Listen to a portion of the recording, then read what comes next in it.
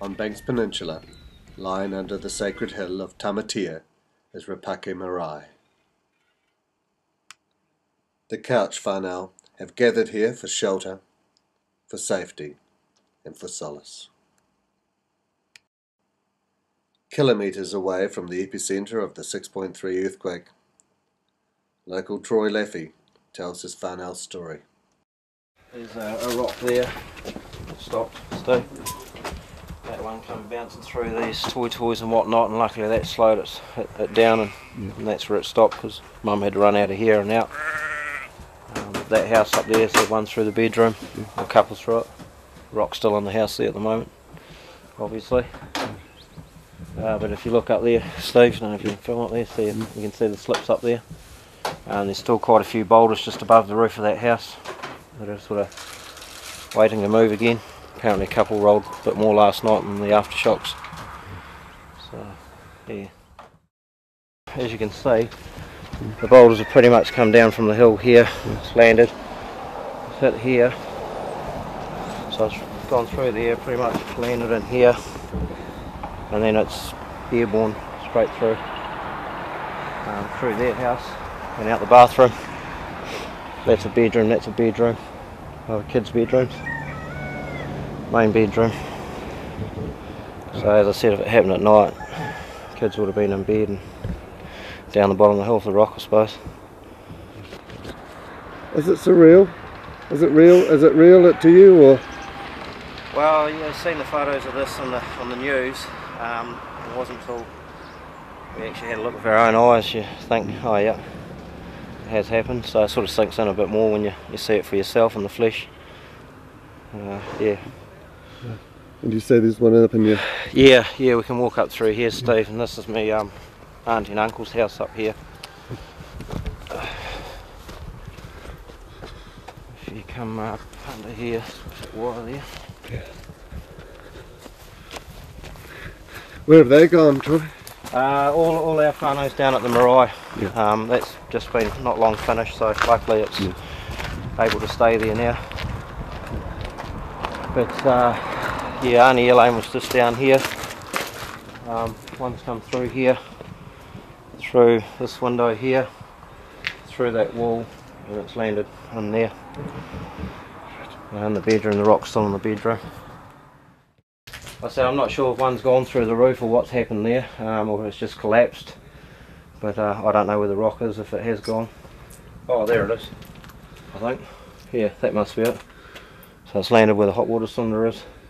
So that one's come flying through the top. Do you want to have a quick look inside? Yeah, mate. We had to come here yesterday and get what we could, as photos, things like that. There's another tremor now. Probably not a good spot to be, but there's a rock there, it's blowing out the coal range, etc.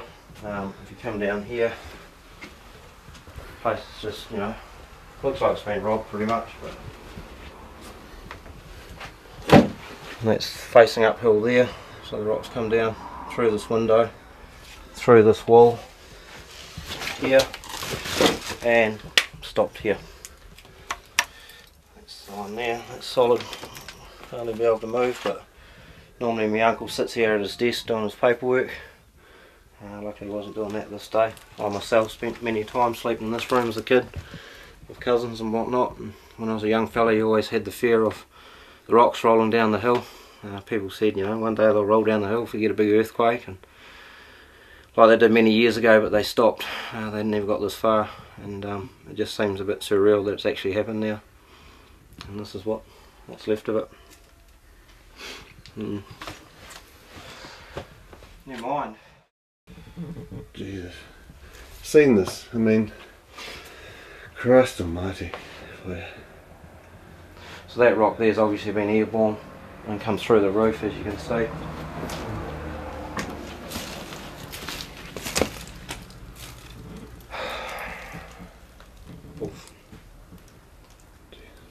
So, and up to the hill? There's a hill up there. We call that Tamatea Hill. I've always known it as Tamatea Hill. It's actually the one behind it, the higher one's Tamatea Hill, but always looked at that one as Tamatea Hill, and a lot of us do. And what does Tamatea? Tamatea was a chap that turned up here many years ago, with his funny looking outfit, and laid his cloak down on the beach and claimed his land as such. Like a lot of people are these days. But yeah, so that's all good. Yeah. Jesus. Yeah, as you can see, it's come straight through the wash house and bathroom. So luckily someone wasn't having a bath in the middle of the day. And the rocks obviously hit there. And then that's where it's landed with the cone on top there. I parked my van beside it the other day, and it's pretty much the same size as my van, if not bigger, obviously a lot heavier. So it just seems strange how it's come through the house without touching the roof, pretty much same as the one up in the bedroom there. But I guess that's the power and the force of momentum and weight. So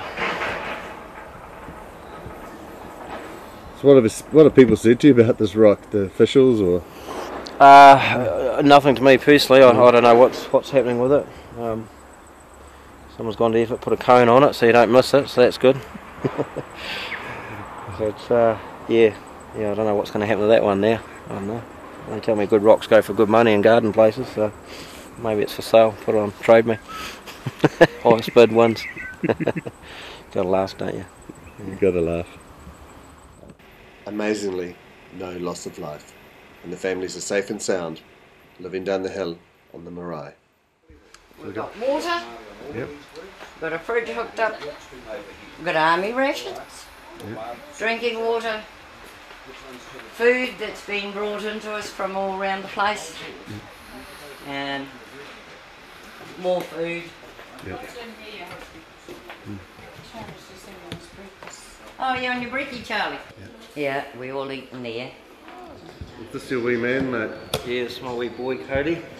Yeah, Hey, Katie. can go in the newspaper. Did you see the wobbles? Big wobbles, weren't they? But you're okay.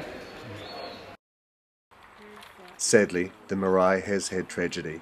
The grandson of a woman who was born at Rapaki died a hero.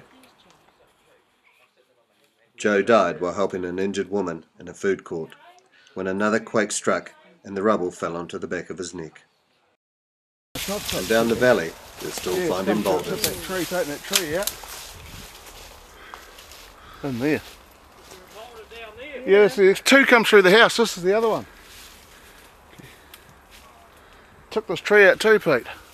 See over here on the side? I think a lot of people are still in shock. But good support all around, not just family but everywhere. People just helping out where they can, and that's good. It's really good. So choppers flying over here all the time assessing the place. There's talk this hill here might come down a bit more, so I'm not too sure. I think it's got vertical cracks on it. But yeah, we just got to get through it, don't we? As a family, as a whānau, I mean, what are you telling each other? Not a lot really, there's not much to tell. We're all sort of in the same boat. I guess you can support each other as best you can, but it's all up in the air at the moment. People are sort of, not knowing if they can come back to their homes, or if they want to come back to their homes, more to the point. This here is such a beautiful place. It's a shame that this has happened, but it doesn't matter where you go, I suppose. It's all the same everywhere. This has been family land for how many generations? Oh, since day one, since the early days, 1800s. So that's why it's Maori land all around here. That's why it hasn't been subdivided, like other areas around this place, like Governor's Bay and Diamond Harbour. This one cannot be subdivided because it's family land, and if you want to sell, you have to offer it to the family first, which is good in a way. Sort of stop that changing to a big suburb. So yeah, it's pretty special, this place, and everyone here knows everyone, was pretty much related. There's a lot of family have come home. I've had a cousin come home from Perth. He arrived 10 o'clock, not last night, night before. I had to fly into Dunedin, get supplies and drive up from there, so they pretty much had a 36-hour trip from Perth just to get home to help. You kind of think they want to stay away, but I guess if I was on the other side of the world, I'd want to get here too, so that's good. If you had to say something to the rest of New Zealand, what would it be? You're living here, they're watching the videos, they're reading the papers, hearing it on the news, but you're here, Troy. What could you say to them? Basically a big thank you to everybody. I know everyone's thinking of us and trying to do as best they can with us situated. But yeah, I mean, everyone's been great, you know, in fire department, police, army, Red Cross, especially Salvation Army. You know, people like Mad Butcher donating $20,000 I hear this morning, and other people like that. It's great. So hopefully all that goes to a good cause and helps out the people in need. And there's a lot worse people also than us. But yeah, just hopefully those families that really need help get the help. It's kia kaha, isn't it? Yeah, so but never mind. Life goes on. We're all here to talk about it and remember it, and hopefully that'll be the last one to remember for many years. But yeah, but no, it's just, I mean, the old story of being a Kiwi in general is a great thing. You know, there's a lot of people out there, you know, don't know people next door, over the road, down the street, but now they do in a way.